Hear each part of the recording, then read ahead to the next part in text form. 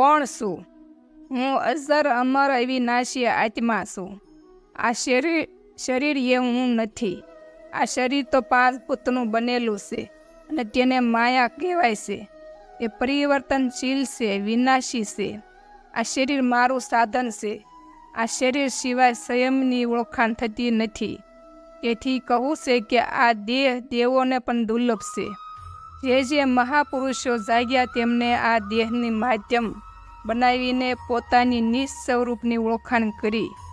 ઘર અને ઘરધણી ઘરમાં રહેવા છતાં અલગ છે. કેવી રીતે દેહ અને વિદેહી અલગ છે? આ નામ છે તે દેહનું છે. આ નામને જાણનારા હું અનામી છું. આ દેહ એ રૂપ છે. આ રૂપને જાણનારો હું અરૂપ છું.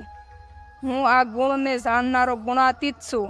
હું નિર્ગુણ, નિરાકાર, નિર્લેપ, નિત્ય, અવિનાશી આત્મા છું.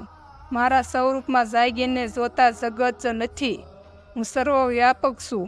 હું સર્વમાં છું અને સર્વ મારામાં છે. તે હું પોતે આત્મા અને પરમાત્માને જાણનારો સાક્ષી સ્વરૂપ છું. જય ગુરુ મહારાજ.